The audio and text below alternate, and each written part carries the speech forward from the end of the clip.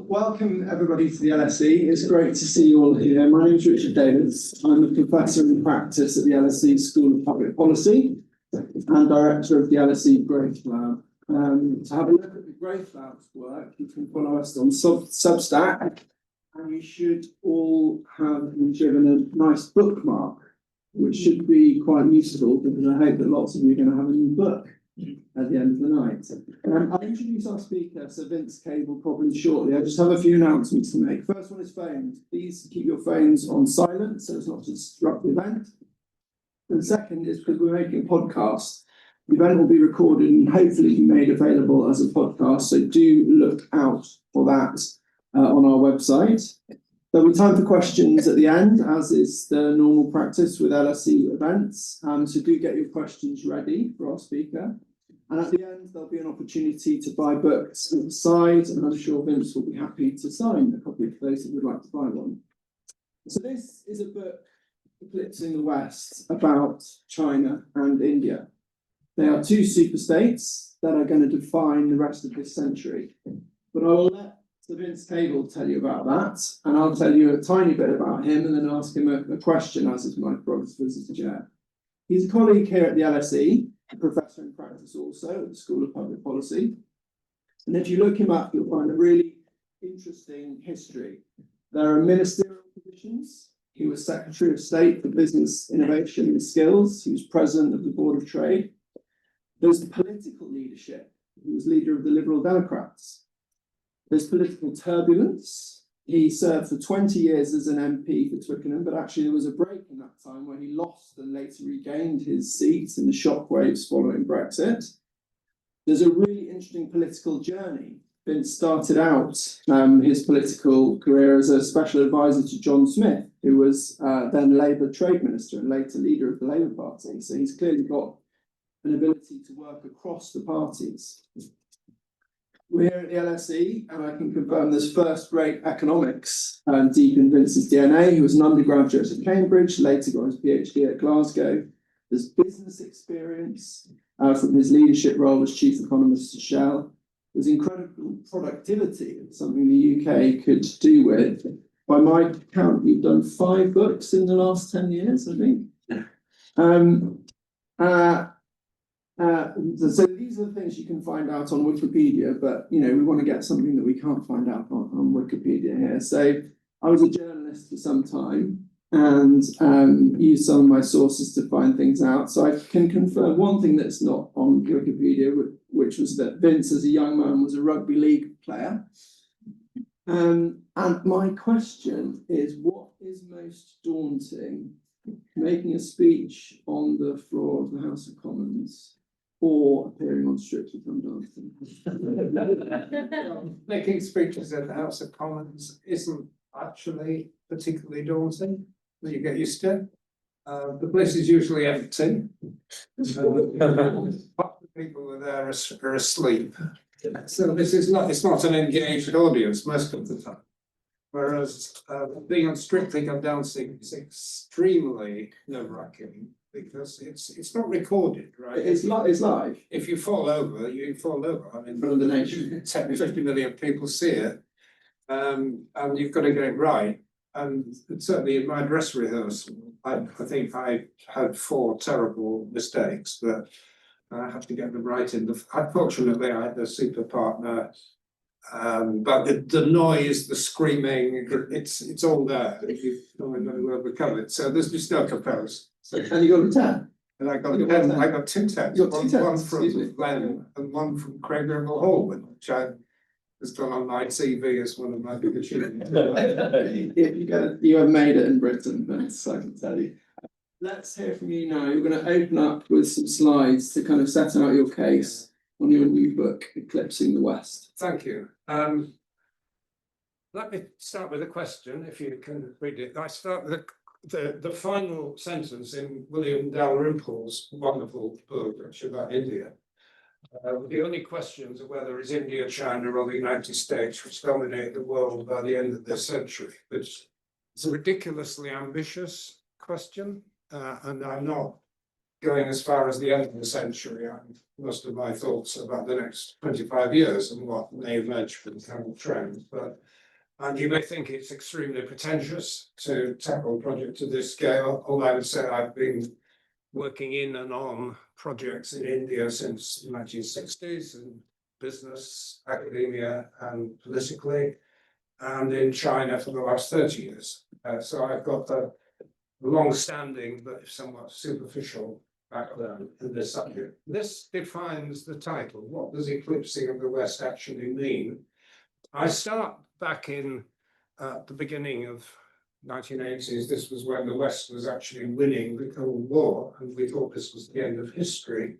But actually, there's an economic dimension, which is what has happened to the share of the world economy. I basically take IMF numbers, and the purple line, at basically 5-year averages, is the share of the developed world, Europe, North America, Japan. The green line is emerging markets and developing economies. You see as a crossover a decade ago, and the orange line developing Asia, and the yellow line China and India combined, which is beginning to approach the total of the developed market economies.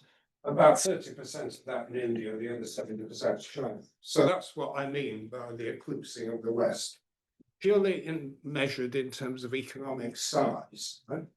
So that's a trend. Of course, trends end, doesn't have to continue, but certainly in the short to medium term, because India's growing at 6-7% a year, China officially at 5%, maybe that's an overstatement. Southeast Asia mostly 4-5%. Middle Eastern countries equally, whereas in the developed world, Europe 1 to 1.5%, Japan the same, the United States a bit better. So it's very difficult to see how this trend is going to change in the short run, and compound interest is very thing. Now this is a snapshot, and because there's a lot of controversy about how you measure economic size, I put the conventional black column, which is GDP measured at market exchange rates, alongside the purchasing power parity. I guess most of you are familiar with this argument. It's the hamburgerist theory. What's the price of a hamburger in different countries? The same product, but prices are different. And different countries have different price levels. And this has the effect of massively distorting measurements. If you look at India, for example, the IMF estimates that if you take account of Indian price levels, and India is fairly well insulated from the rest of the world in many respects, the Indian economy is about 4 times bigger than you would get from their GDP, and China about twice as big. And you then produce the rather controversial outcome that China probably has a bigger economy than the United States if it's measured in a more comprehensive and I think probably more satisfactory way, but some economists reject that line of thinking. Anyway, that's the present, and I want to try and look ahead. And this is just, we can't predict the future, anything could happen. So I've just taken the mid-forecast of the OECD in its climate modelling. That's just one of numerous scenarios, but I've just taken this one. And to look ahead, 25 years, what could the world look like in terms of the economies? And what's striking about it is India, really.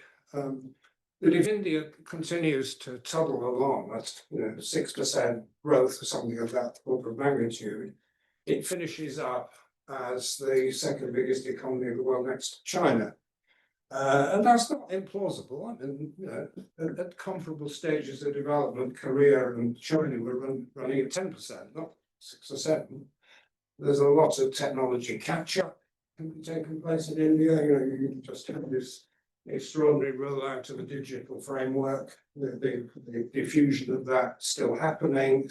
India is the biggest consumer of AI applications. I mean, all of this will feed through in due course.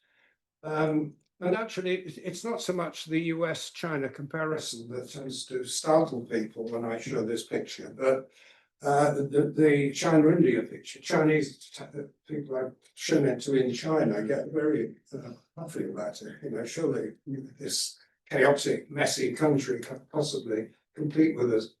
But that's a possible way forward. But of course, there's a lot of uncertainty around that. And a lot of the uncertainty relates to the Chinese economy. There are very divergent views. I mean, there's a lot, if you read some of the Western critics of Chinese economic policy, the way I slightly satirically describe it, that they're simultaneously suffering a crisis of capitalism and a crisis of communism. So there's a crisis of capitalism in two forms, really. One is they've just had a collapsed property bubble, about 30% of GDP, probably a bit less, collapse, a vast surplus of housing, falling house prices, and a wealth effect stemming from that, which is in turn leading to deflation, fierce competition, hyper competition, what's called involution.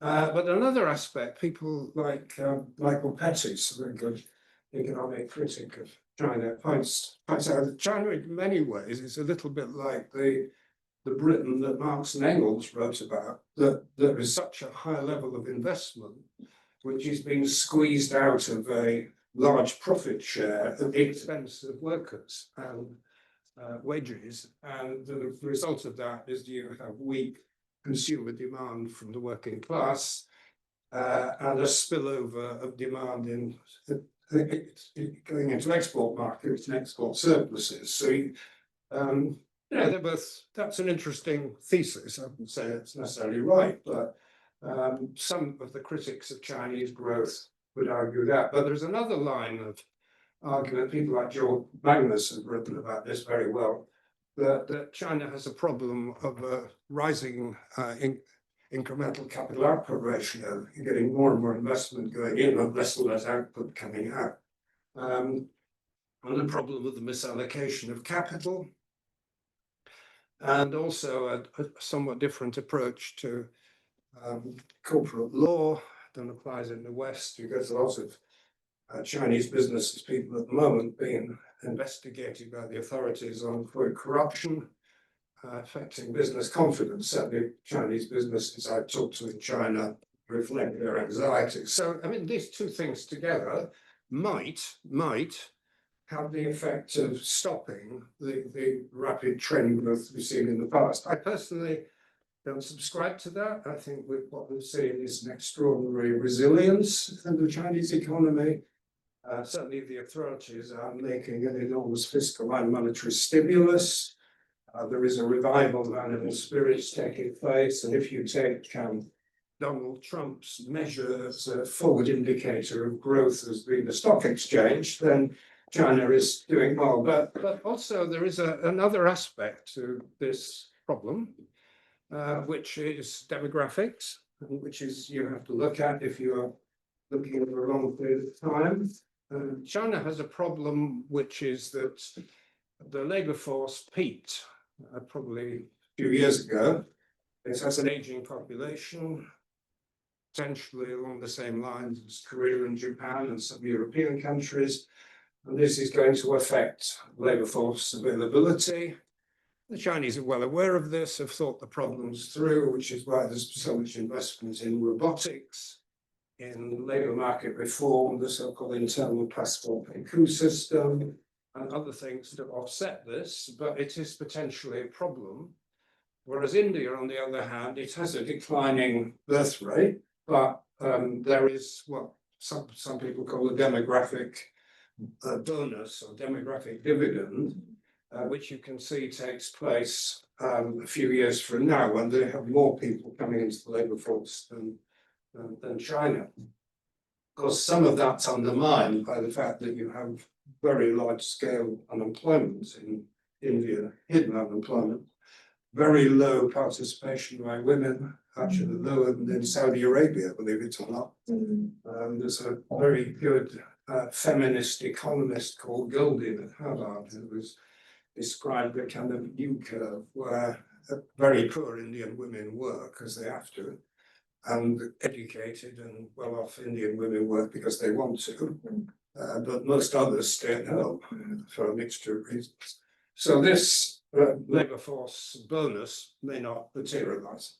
Anyway, I put that up in the previous chart to question my own projection that India and China will necessarily dominate the way that they have in the past. There are questions. There is another issue here that within coming out of the stories of economic growth is the point at which economics collides with politics or geopolitics. And there are two very specific problems which international political scientists think about. One of them is the Thucydides trap, which I think you've probably encountered, which is Graham Allison's theory based on the history of, I think, 16 superpower competitions, starting with Sparta and Athens. The competition between superpowers and one overtaking another invariably leads to war. There are one or two exceptions. The British seem to have graciously given way to the Americans. But otherwise, there are very few happy endings. And a very strong sense in China that the United States is trying to prevent their growth. It's driven in part by an anxiety that this process could lead to a bad outcome.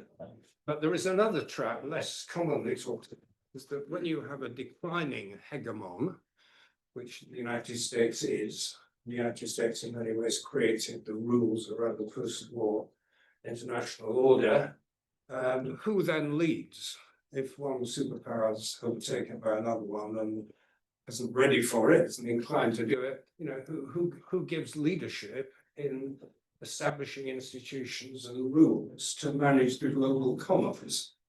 And I've just given a list of the common ones: trade rules, international standards, environment, notably the climate issues, economic coordinations worth thinking about. You cast your mind back to 2009.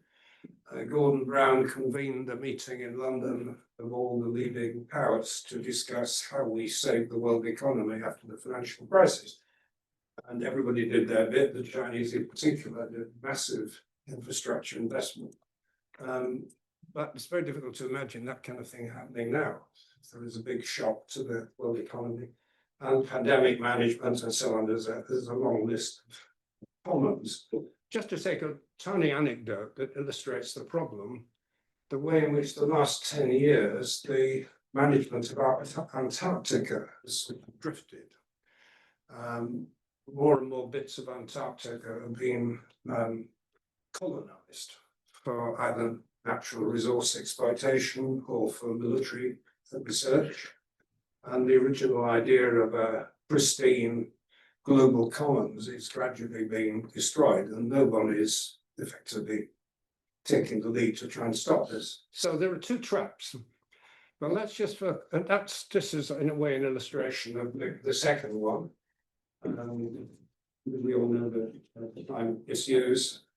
The current position is that China is the dominant emitter. Historically, of course, it isn't, because the buildup of carbon dioxide, greenhouse gases occurred in previous decades, and China is not responsible. At the moment, they're the largest emitter. India is fourth, I think, at the moment, but rapidly growing. And within a few years, will almost certainly be the second. So the issue about how we, manage this process, fundamental global commons challenge, this is the Kindleberger trap in practice. Well, let me just reflect for a few minutes on the Thucydides trap, which is the way it's now being characterized in terms of competition between China and the United States. And I put a very simplistic description of areas of contestation, manufacturing, where China is now very clearly dominant, technology, where there is essentially the main competitive area, and currency, where the US dominates through the use of the dollar. And of course, economic size translates into military power. The US is still very much the dominant military power, and what I call soft power, in which the US clearly was and is dominant, or at least Trump may be changing that. But just a quick word on the top three, which are those sort of economic dimensions of this. That's value added in manufacturing is output. Actually, China has a bigger share, but it's around 30% of all global manufacturing comes out of China, twice now in the United States. If you wanted to explain MAGA in the United States, this chart probably explains it. That the United States has lost its manufacturing lead a long way.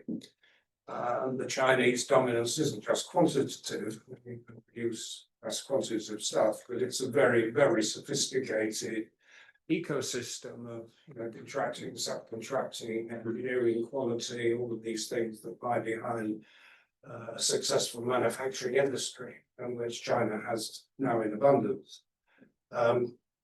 This is a bit speculative. This isn't serious economics. This is me playing a game. I basically looking at the leading areas of technological competition. And if you look at the business pages of the Financial Times and New Scientist, you get a rough sense of who's where and who's doing what. This is very, very, very oversimplified. But some of you may remember that Amanda Milner coming here a year ago talking about the chip war, which I put at the top. And his view at that point was that the United States were several generations ahead in terms of very low nanometer chips. But what the Chinese have done is they've developed workarounds using slightly less specification units to achieve the same end.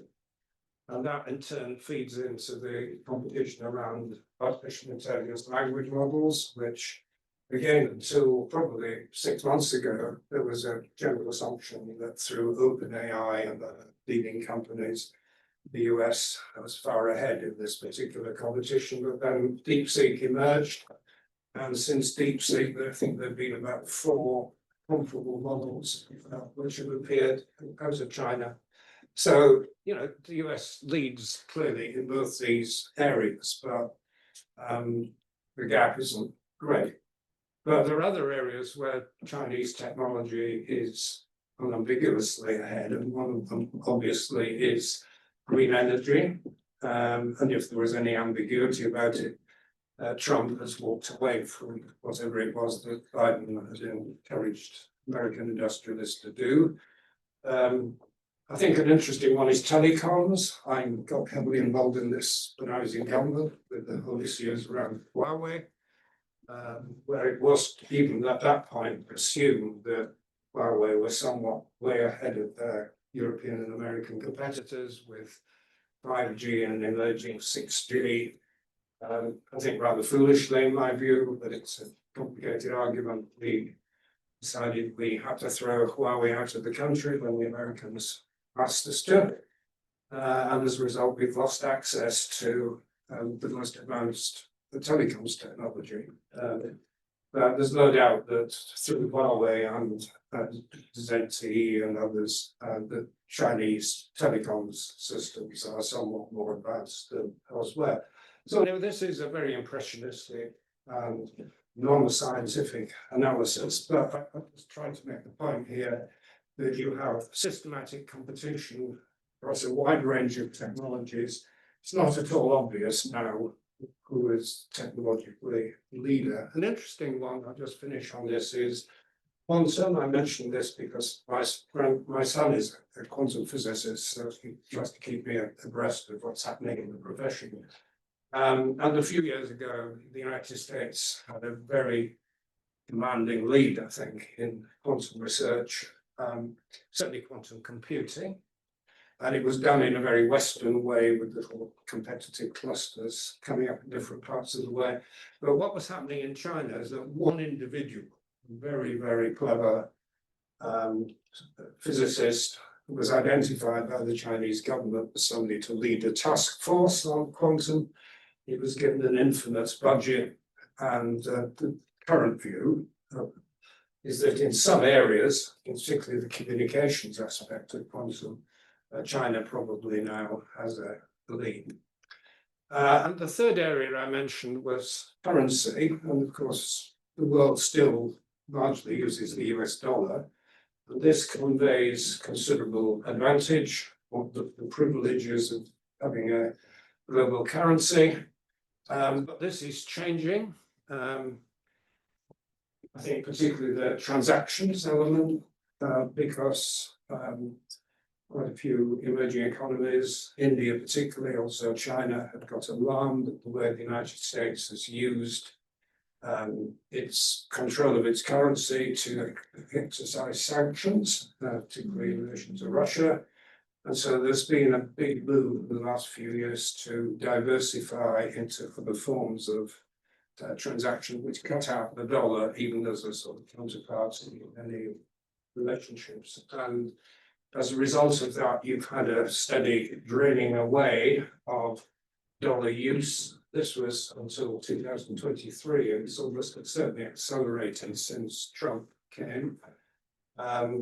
And various schemes now being evolved as a so-called bridge system that was devised by the Bank of International Settlements, has China, Thailand, the Emirates involved, all of which are designed to provide means of exchange which don't involve necessarily use of the dollar.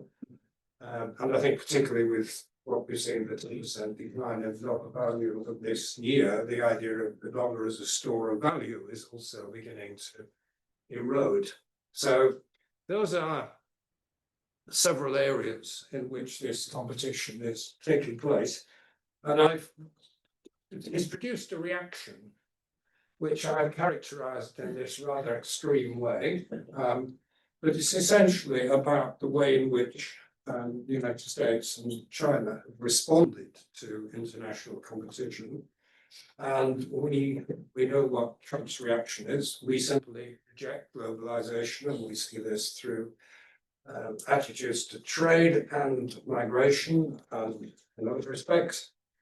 And Xi Jinping embracing it. I mean, you might think that's a bit cynical. China is a highly mercantilist economy, and its great success in international trade is based around exports rather than imports. But nonetheless, the mere fact that China has moved so far from Maoist days and now embracing leadership in the international economy is important in itself, and the United States moving in the other direction. And the most obvious concrete way in which this is happening is through tariffs. And these are not my numbers, I borrowed them from an economic historian, but who calculated weighting tariffs going back to the American Civil War. And you see the story. The US used to be highly protectionist in the middle of the 19th century. It was building up its manufacturing in the north, across the southern commodity exporting, manufacturing, importing economy, but the North won, Lincoln, president, etc. But gradually, as the American economy matured, its manufacturing, tariffs gradually fell, except in the era of McKinley, who was the president whose statue stands in Trump's office, apparently, and back down to very low levels before the First World War. Then you got the reversion, the smooth, holy tariffs. It wasn't just the United States, of course. The British and the French had their own tariff solutions to the recession in the 1930s. But post-war, starting with Roosevelt and subsequent presidents, the emphasis has always been on tariff reduction, also non-tariff reduction, but free trade, real. But within the last year, of course, things have changed. The lower dotted line is the current position. And if what Trump said last weekend about his tariffs on China are implemented, they will be the top line. So this is still all to play for, but that is the end of US commitment to globalization in one very, very specific area. And so I think the latter part of what I want to say, I don't talk too long, give you more time for questions, just a little bit of political economy about how all this is affecting global governance. Because as you've had this loss of dominance and the weakening of global institutions, you've got the beginning of an idea of a global south taking the form of the BRICS group. It doesn't actually do anything very much. It has a bank, a lot of strongly worded resolutions, but it doesn't actually do very much at present. But nor actually does the G7, particularly Trump is pursuing a more unilateralist approach.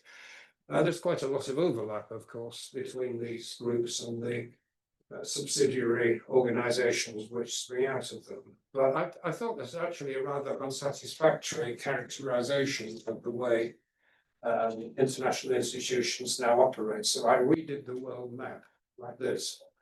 And it's probably oversimple, it's very oversimplified, but it captures, I think, the sense in which you have basically now lots of overlapping networks. And you see in the middle of all that, the European Union in brown on that side. You've got the BRICS group in blue over here.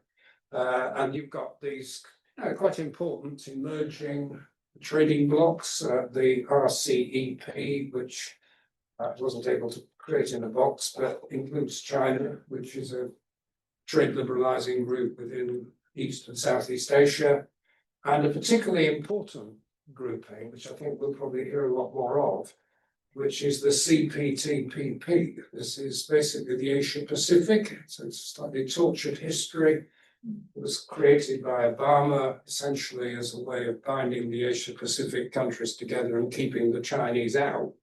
But then the Americans left it and walked away from it. And the British have joined.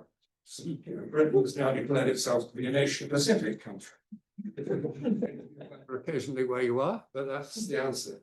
And one of the interesting concepts which is now being floated, particularly in the light of Trump and tariffs, is to create a kind of super liberalization endeavor, which doesn't operate through the World Trade Organization, which is effectively the whole Trump, but where the European Union and the CPTPP combine to create a kind of overarching liberalization project which bypasses the United States.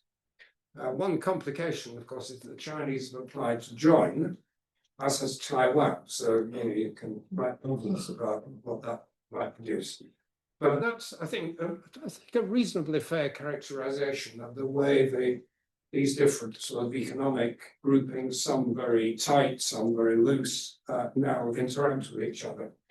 And some, of course, are not basically about economics. The SCO, which brings the Shanghai Cooperation Area, which brings together China and India in one place. It's primarily about anti-terrorism. It's nothing very much to do with trade, but they talk about trade. Right, I'm sort of coming to the end here. And one of the chapters in my book relates very specifically to the relationship between China and India, which is actually really rather critical to the way in which these trends play out.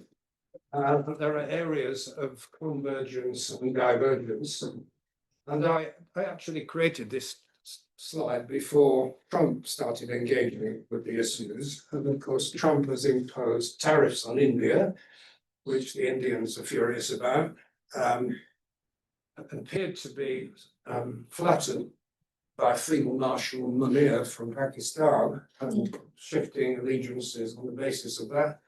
And then has now brought in the visa on high-skilled immigrants, which particularly affects India. So this convergence and divergence bit has been shifted. I mean, obviously, there are fundamental differences between India and China, notably on security issues.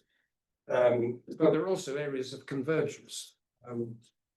they're both obsessed by territorial integrity, and terrorist anti-secession groups both wish to maintain good relations with Russia, both see themselves as part of the global south, both have more or less identical postures in relation to climate. They want to preserve the coal industry, but are also heavily committed to new renewables. So, and also crucially, both have the same economic model. One of the things that I became more and more conscious of as I worked on the two countries, how similar they are actually.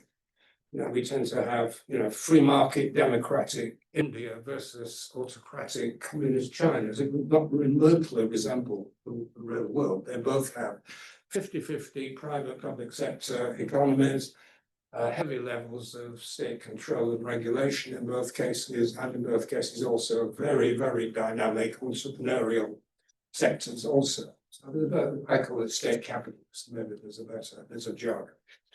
But I'll just finish with this, which is what the future might actually look like. And I use basic technique that I used when I was doing Shell's scenario planning, which is not to try and predict the future, because that would be hopeless and futile, but try to create stories about the future which are logical and consistent, and which are plausible. And run different stories and use them to test whether your strategy, whether you're a government or a company, can cope with these different worlds. And there are many different ways in which things could evolve, and there are to some extent overlapping, either or both, some of these in combination. But I have three kind of stereotypical stories. One of them is what I call the global West, which was very much the way the world was seen before Trump returned. This was very much the thinking of the Biden administration, people like Jake Sullivan, the National Security Advisor, and others, which was to try to create an alliance or a set of coalitions to confront, this axis, Russia, China, Iran, and so on. And at the heart of it was the so-called Quad, which was Japan, India, the United States, and I think Australia is the fourth.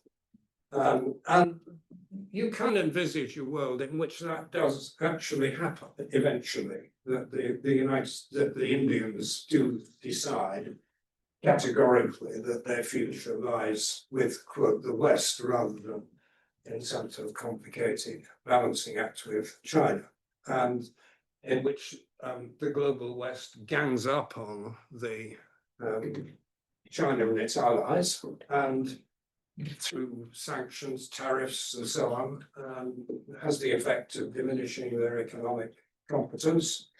And that's the world where the West actually wins, if you think of it simply in terms of winning and losing. And there was an element of plausibility of that, I think, till quite recently, but particularly with the falling out between the United States and India's more complicated positioning, that becomes less and less plausible, and Trump's policy of dividing allies is not consistent with that concept, which is very much based on coalitions of the like-minded. So you then get to a second view of the world, which I think very much the way the Chinese and other rising powers in the global south see it, of a kind of BRICS plus, which is a sort of multipolar world. And in a way, Trump has rather reinforced that idea that there should be spheres of influence, and the US steps aside from large parts of the world. Russia has a sphere of influence in Eastern Europe. China in East Asia, India in the subcontinent, maybe the United States in its, going back to the Monroe Doctrine almost. Now that's the problem with that is even if it were to happen, it's not inherently stable, because if you have a multipolar world, who exercises leadership in relation to the global commons? I mean, nobody. You're contesting superpower, superstates, each with their own spheres of influence, but nobody having a global perspective. And that potentially leads into a third story, where essentially the multipolar world doesn't work. And you actually have growing conflict. Nobody's exercising leadership over key global institutions. The COP no longer works. The WTO effectively collapses. And where I put it, there's a vortex, a downward vortex of growing instability and risk of disaster, because climate discontinuity, a major economic collapse like 2008, which there isn't a corrective response to. Somebody starts using nuclear weapons, you can envisage a whole set of potential disasters that emerge from a weak system. Because I want to finish on an optimistic note, I think maybe there is a response to disaster, which is that you start recreating institutions that work. But what I just want to leave you with is this thought that the trends I've tried to describe economically play out in very different ways. And there is probably an element of all of those at work. But over the next 2 decades, one of those stories will dominate. And it's up to you to think what you think about it. Anyway, thanks. Thank you. That's great.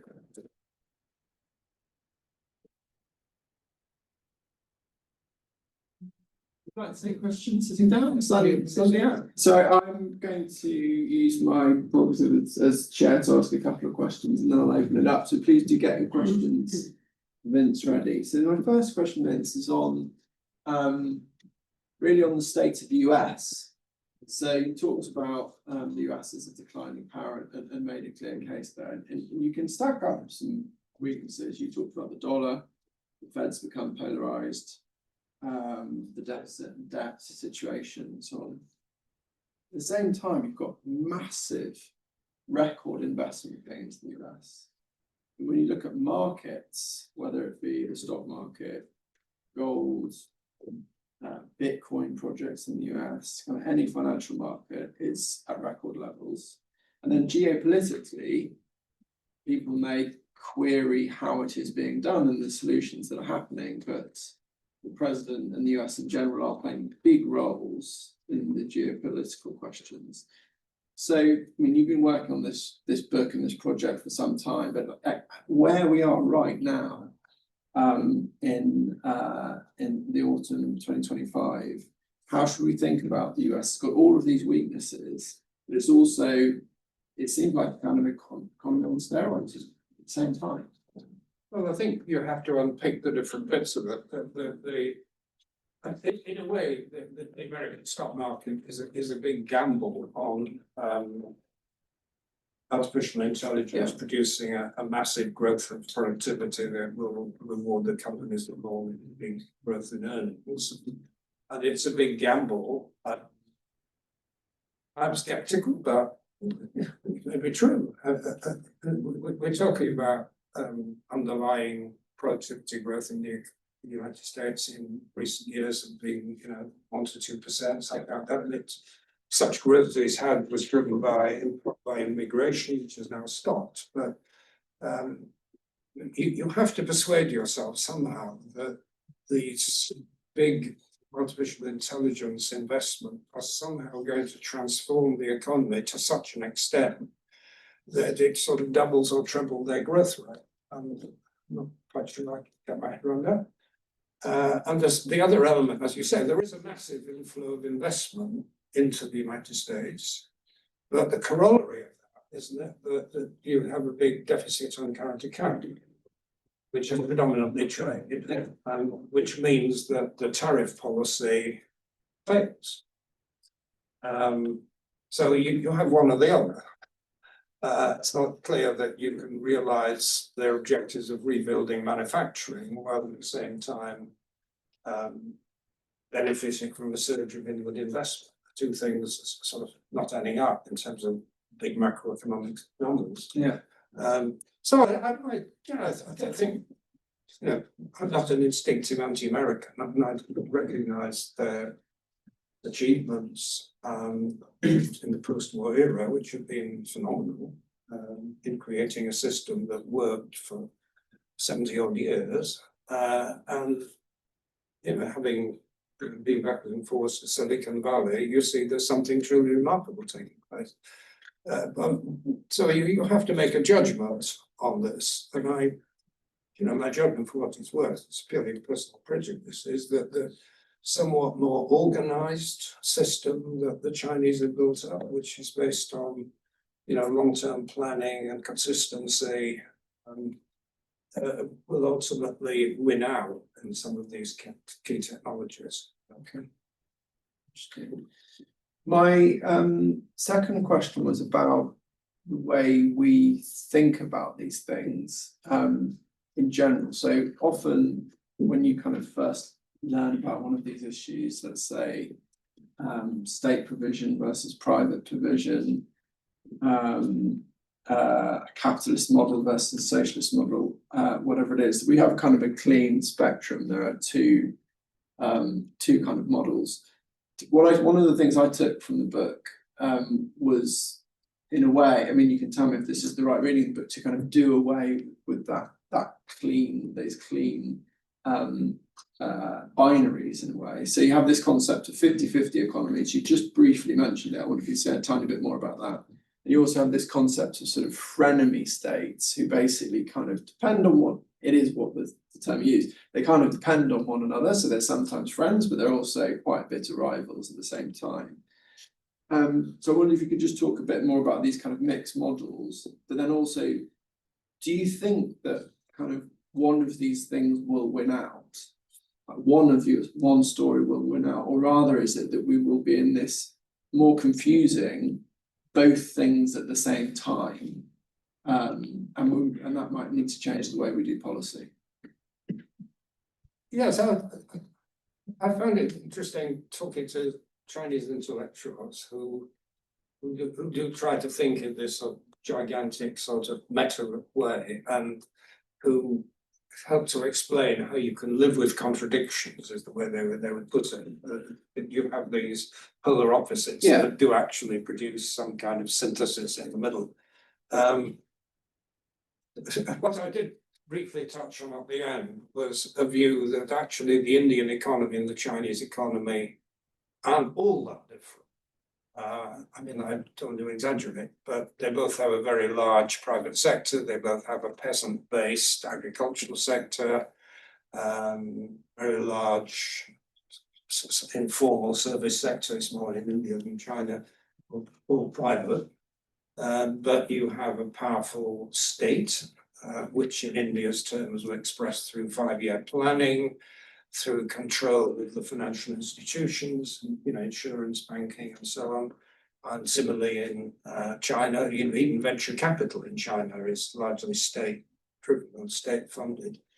So you have, I think, what amounts to what I call 50-50 economy. And the same also applies politically, and this is a bit more controversial. I have a chapter on how different are the politics of these two countries, because we have this popular view, we've got democracy, multi-party democracy on one hand, got state party autocracy on the other. And I take the view that actually is nonsense, and that they actually have far more in common, which derives from the fact of simply how do you manage countries with 1.5 billion people, 20 times the UK. And there are certain imperatives that are imposed, order. Where do you get order? But order combined with decentralization, which in India's case is federation, in China's case is a very sophisticated system of economic decentralization in the local government.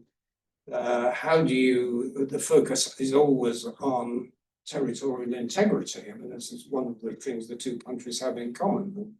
You can argue whether the treatment of people in Kashmir is better or worse than people in Xinjiang or whatever, but the imperative, you've got to hold these highly complex countries together. You've got to have a common ideology, which in China comes from Xi Jinping's thought and its origins, and in India's case, an attempt to create a national ideology around Hindutva, which is bit tough if you're a Muslim, but nonetheless provides a unifying way of thinking for the large majority. A sense of who we are as a vast country, what disease we have in common. So I itemize very strong elements of the political economy, which are obviously different, but overlapping. Basically, so I think the best way to characterize both countries is as civilization states. And it's better to think of it like that than in terms of this, autocracy versus democracy, which I don't think tells you anything very well. Okay, really interesting. Thank you. Okay, so to you guys now. I'll take. Let's see how we've got one question here. So let's take them in. Let's take a few together. So 1, 2, 3, basically. How significant do you think Russia's move into China's orbit is? Thank you. I think it's the other way around, isn't it? Russia, it's seen economically is rather a weak construct. There used to be this joke in the days of the Soviet Union that this was up a volta with rockets. And that I'm not sure it's enormously different today. It's really got a very powerful, if not terribly successful, military machine. And it's got a few strands of modernity, including very sophisticated macroeconomic management through the central bank. But it's not a terribly diverse and strong economy, whereas China is massive in size and in sophistication and diversity. They're fundamentally different. And the trend in recent years has been a growing economic dependency of Russia on China, not the other way around. One could argue, and I'm not an expert on this at all, but one of the motives for the Chinese semi-support for the Russians in Ukraine, it's very covert and subtle, but is that they don't want Russia to collapse.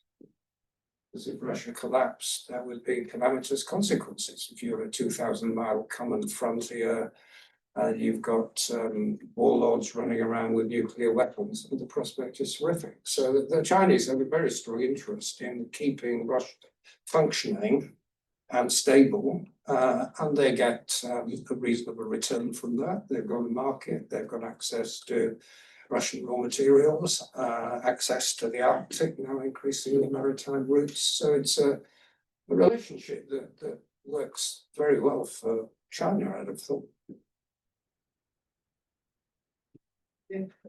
My question is, I'd say prior to the current India-US trade relations, most Western economists were pretty optimistic about, the future of India for the reasons you mentioned: democratic country, large consumer base, free market, relatively. To what extent is the damage done already between, let's say, what's happened between the US and India when trade tensions have sort of fallen completely? And to what extent can this be reversed should there be a change in the new administration in a few years' time? Well, I think the answer comes back to how seriously do you take Trump and his trade warfare. And if you take it literally, it's very serious. Because he clearly believes in tariffs for some deep reason going back 30 years. It's something he's campaigned on. And if he's successful in creating very large tariff barriers against both friendly countries and hostile countries, the world will become very segmented. However, there's a certain amount of evidence that the operational tariff levels are much lower than the declared tariff levels. In other words, the Americans are not actually implementing things that they have agreed. I think countries like India are finding that their exporters are not running into any resistance. And some of these ridiculous tariff impositions on places like Lesotho and small places, they're just not bothering to do anything about it. So it may be that this trade conflict is overblown. We don't know yet. because the process of bargaining is happening below the surface. But it may well be that the damage is contained. I mean, I showed a spread of tariff rates, but it may well come out significantly less than that. I think the problem about US-India is that the Indians have pretty much accepted, certainly the people I talk to in Delhi, in think tanks and politicians, that despite the rhetoric about non-alignment, they were effectively accepting that in the long run, their future lay in a very close military and economic relationship with the United States. And this goes back to Manmohan Singh and the negotiations around nuclear proliferation. This was beginning to bear fruit in arms shipments. Many Indians, and probably quite a few in this audience here, who, the ultimate ambition was to go to the States and be a success, get a visa and a green card and succeed. And you've got an extremely successful Indian diaspora in the United States. But what Trump has done is to cast doubt over all that. I don't think anybody's quite sure whether to take this seriously or not, but if the rigid restrictions potentially on visas apply, and if the tariffs apply, and if the Americans start playing games with Pakistan and India, then if you're an Indian politician, you're not going to take this lying down. And so, what's happened was that Modi rushed off to have a meeting with President Xi, and it may well be that their relationship is clouded with a great deal of insecurity and suspicion. But that's a kind of an option that's now opening up for India, which I don't think anybody was seriously thinking about 3 months ago. There's a question, gentleman behind you. Hello, hi, my name is Abhishek. I'm a student here. And my question takes in two parts of your lecture, which was incredible.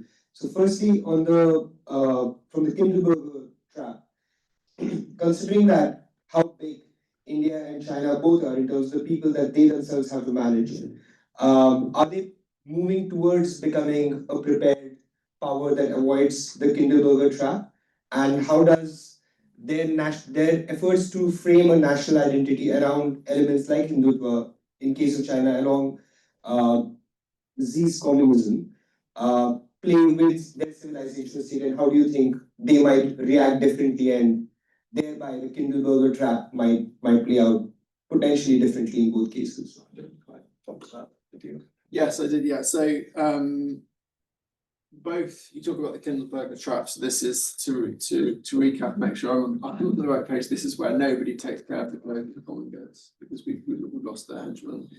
The question was, you've got these two mega economies and societies that have grown in size and strength. To what extent can they be? Are they kind of prepared or ready to look after global public goods? Particularly, and recapitulating the question, particularly in the context of them having or starting to develop a shared ideology because of the things you discussed. So I guess a more simplistic way of saying, okay, we're worried about public goods. If we have two mega economies that also have a kind of shared sense of purpose, because of your ideology point, in a kind of game theoretic sense, maybe two can agree to look after the global. Yes, well, this is what the multipolar world is supposed to look like. Right, that's the hope. Yes, if you're drafting a communique at a BRICS summit, that's exactly what it will say. Okay. We will now take responsibility for the world, and this is what it will look like. And I think probably climate is the area where this will be tested most severely and most quickly, because you've got the two powers that are either now or certainly in the future the two biggest emitters, but also a lot of evidence that the two biggest victims of the impact of climate change. There's a lot of very good analysis of impact of rising sea levels on the South Chinese seaboard, on Calcutta and so on. And so they're both threatened and they're both a cause and they're both part of the solution. I mean, the Chinese development of its renewable power is extraordinary. And it's now extending to more efficient grid system, the development of very large scale storage to take account of intermittency. And what appears to be happening in China is that they're building up this renewable capacity very fast and very efficiently, and coal is being phased out within that framework. President Xi made a commitment 2 weeks ago, I think, to climate targets, and all the environmental NGOs groaned and said this isn't sufficient. But I think this was probably actually quite a clever move, because what the Chinese were saying is, well, we will now take the lead. Right? The Americans have walked away. We will lead this process. We're setting some fairly modest targets, which we're bound to exceed anyway, and everybody will applaud that.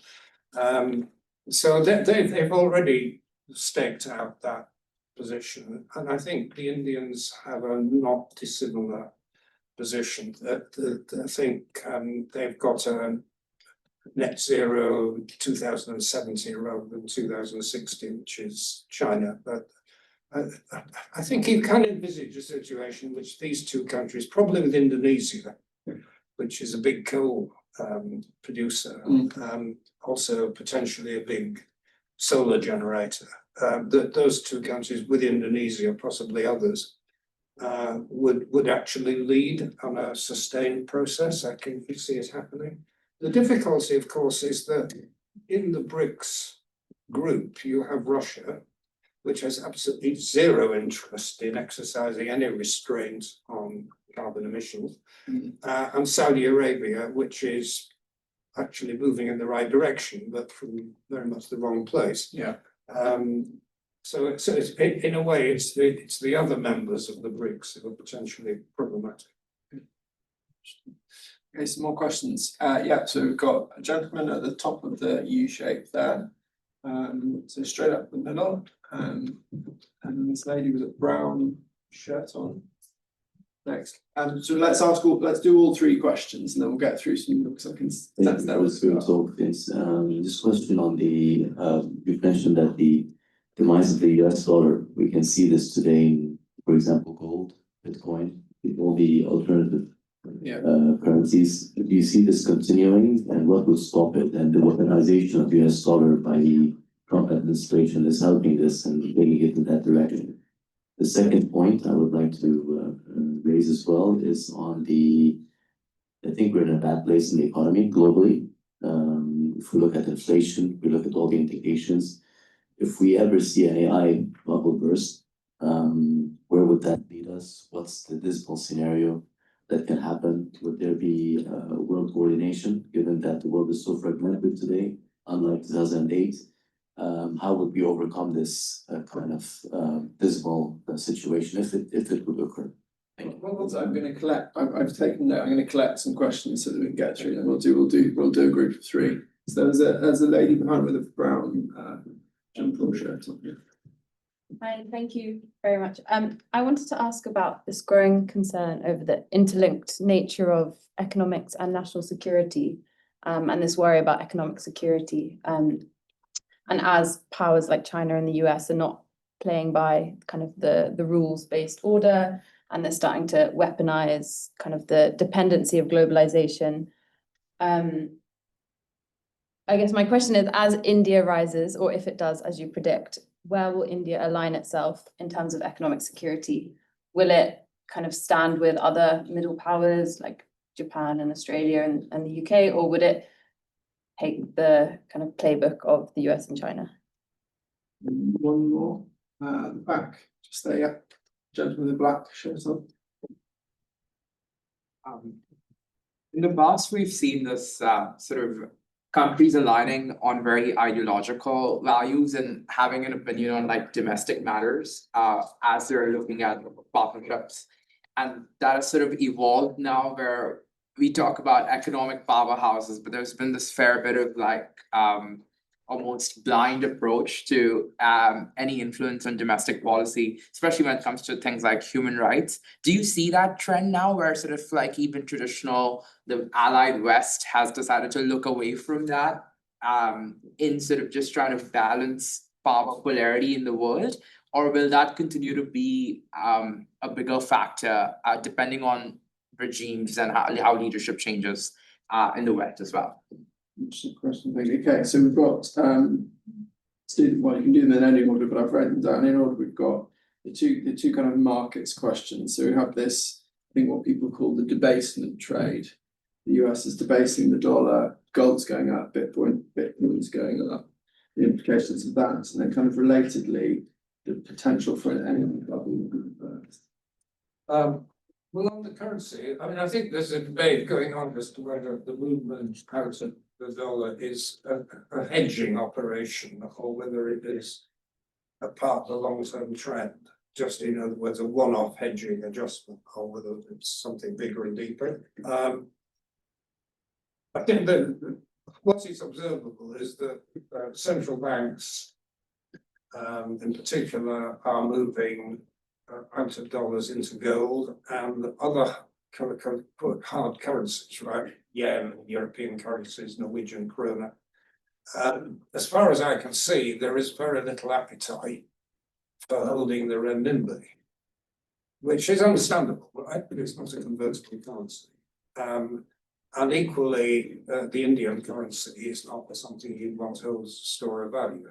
So you are getting diversification, but it's not onto a fundamental shift to these emerging economies yet. But yeah, there must be a high level of significance in the fact that people no longer trust the dollar so much to hold it or to use it, for transaction purposes. And that's I think that is a big fact of life in this new world. The second was, sorry. Yeah, the AI bubble. So we discussed it. Yeah, but I mean, just to kind of recap in case you have any other thoughts, because I know people are very kind of interested and worried about it. If you look at something like some fundamental measure like price to earnings ratio, in the sense that earnings should justify stock price, that ratio is at a kind of historic high at the moment. Should we be worried that all of the US stock market has been driven by the so-called Magnificent Seven? Yes, well, I think you've already explained it.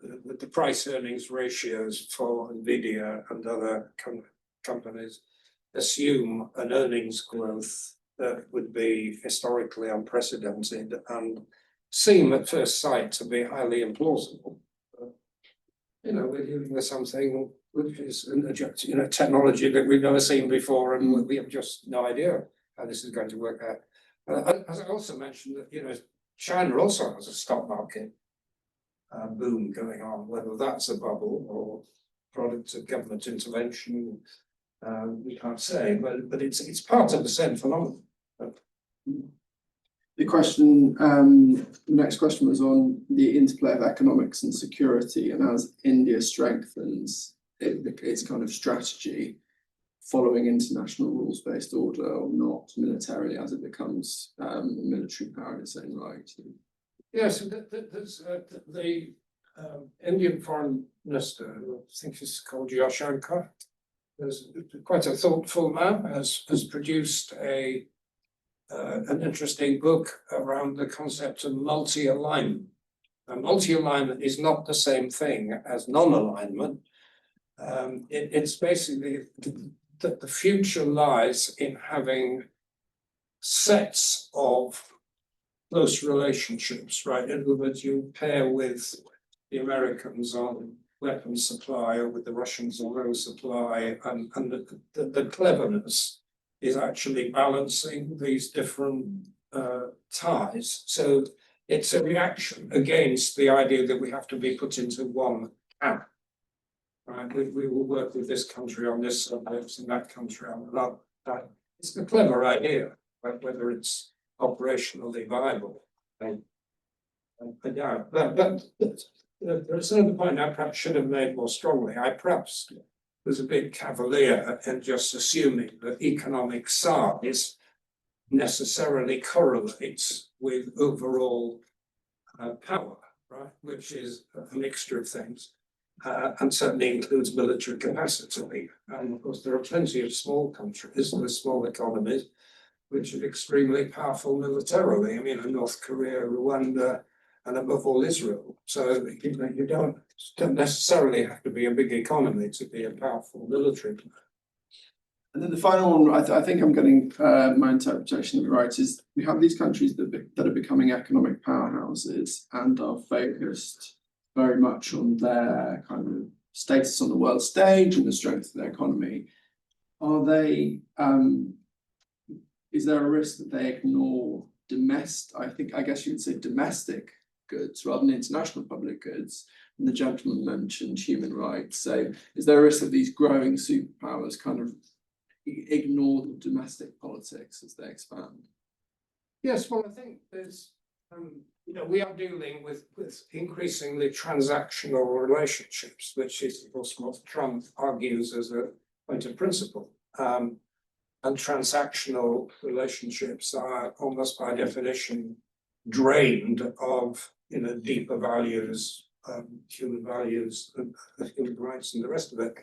And I think interestingly, that this Indian idea of multi-alignment, it's also, value free, right? You work with country X on this, you work with country Y on that. India, incidentally, has very close and growing relations with Israel, based essentially on military and technological grounds. So that you have a domestic political audience that wants to hear that this is, a terrible country that's doing awful things. But the basis of the relationship is transaction. And I was in China a few weeks ago, and I was having lunch with a party secretary in some province, and I was introduced to the vice chancellor of the local university, which happened to be the Israeli university in this Chinese town. The Chinese saw nothing incongruous about this at all. It was, these guys are good at technology. Fine, we want to work with them. So I think what you probably are seeing, and this is, Trump embodies it, but isn't all of it, which is a much more transactional approach. And a lot of countries in the global south will welcome this, the idea of being lectured on human rights by Western economies. It does not go down at all well in many of the countries that I've dealt with. Okay, it's called to wait. I'll just take one more round of questions. So let's go right here. Gentleman with the check shirt. Let's do 4. Gentleman with check shirt, gentleman with blue shirt, and then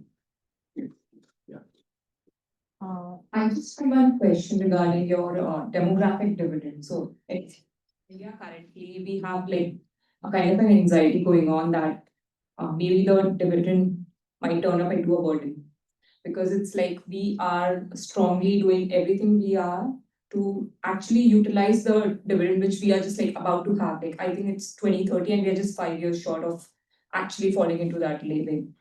So what kind of policy suggestions, or what from your experience would you suggest, or which countries have done well with their demographic dividend? What would you suggest that India should be doing, or is it doing right currently, that kind of makes the most of those demographic dividend, which is going to get it? Yes, sorry. let's go from one, but we should be brief because we need to get out by 8. You're going to take 4. Okay, so let's. Yes, well, the pessimist will say that this is India's Achilles heel. They'll absolutely use their demographic dividend. Mass unemployment in rural areas is an enormous handicap. There's a very, very good book by a man called Modi, not the Modi, Modi, about broken India, I think it said, which hinges on this issue of unemployment and the inability to create demand to soak up the labor force. And that you can argue about why there is an inadequate level of domestic demand, and whether it's because of high levels of inequality, or because of macroeconomic policy management, or just the lack of diffusion of technology to create markets. And so there's a vast literature around this whole subject. That is India's big problem, and not just India. Yeah. Thank you so much for a very interesting presentation today. You mentioned before about how the world has become more fragmented. In recent times, Britain seems to have done well through being separated from the EU in terms of not suffering as punishing US tariffs as the EU. Recently, the British government has been courting India. Do you feel that Britain is better placed to forge closer links with China and India in future through remaining outside of the EU, or would it be best placed to return to that group, since Trump will be out of office in 3 years and there may be a return to a more unified global order? I think that's terrible wishful thinking. I mean, I know very little about American politics. I read the same things as you do, but I get the impression that what's happened in America is effectively a quiet revolution. It's a fundamental change in the political order, and whoever replaces Trump will continue with many of the same strands. Certainly the much more inward-looking approach to trade and migration, the assault on institutions, that isn't going to end in 2 years' time. But in terms of the first bit of your question about Britain, I mean, as it happens, I'm a patron of the European movement. I would love us to engage with the European Union, but it isn't going to happen.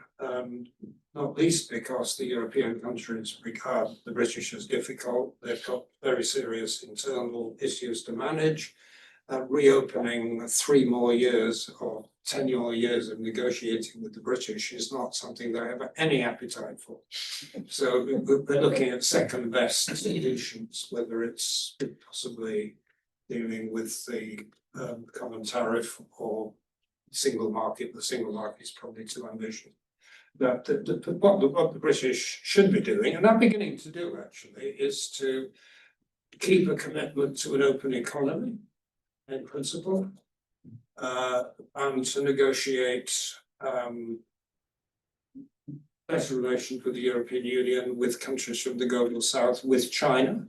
I'm certainly one of the people who argue strongly with engagement with China. A lot of more conservative people here would want to have a link, so I don't believe we should be doing that. So it's having a liberal, outward-looking and diverse set of trade engagements and investment.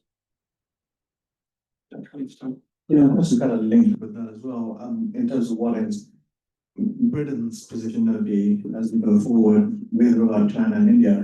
But in addition to that, obviously there's this recent case with the collapse spying case, and there's a move in certain quarters to try and declare China an enemy state, and your thoughts on that. And my other question was going to be around the impact that CPTPP membership can have for the UK economy. Will it make any difference or not? Or will we continue to hang on to the US coattails? Well, the economic studies that have been done on the impact of joining the CPTPP are produced very, very small gains. But that's, I think, probably missing the point. The point is that in the very long term, it locks you into an arrangement that may well have much more potential. If it gets into standard setting and much deeper levels of integration, and particularly if it, there's lots of crossover with the European Union and other countries that we want to integrate more with. So the fact that it doesn't produce any short-term benefit doesn't seem to me terribly relevant. The first about the spy case. I was on television yesterday debating with the Conservative MP who was supposed to have been spied on. It's an interesting story. It's a bit of a farce, actually, because as far as we can judge, these two men were not actually spying on the British government. they were spying on Conservative MPs in the course of doing research on China and telling their Chinese interlocutors what these Conservative MPs were up to, which is a new concept of espionage. It doesn't make any sense, really. I think actually it's a phony controversy completely phony. And it has, in relation with China and the UK, not even, there are genuine issues around cyber defense and things of this kind, and people gathering intelligence. Of course, these things happen. All countries engage in spying. But that scandal in Parliament was just a ridiculous sideshow that has absolutely no substantive relevance. There was one more, I guess, the light blue hoodie.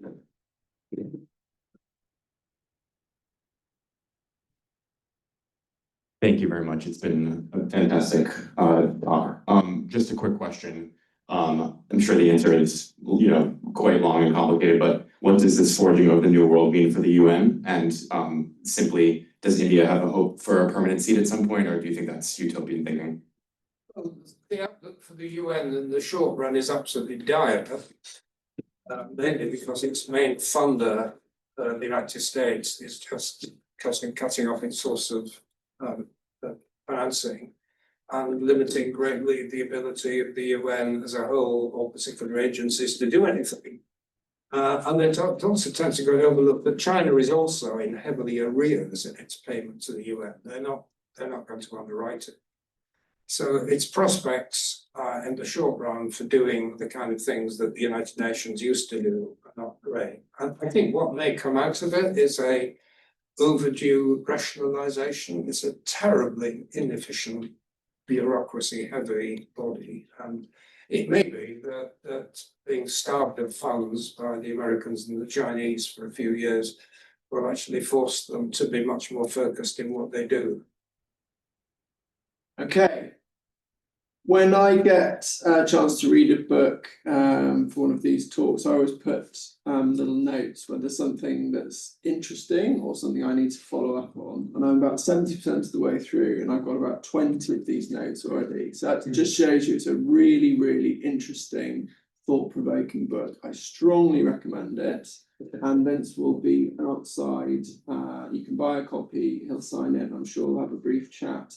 And so please do that. It just leaves me to thank Vince for a really engaging and important discussion this evening. Thank you.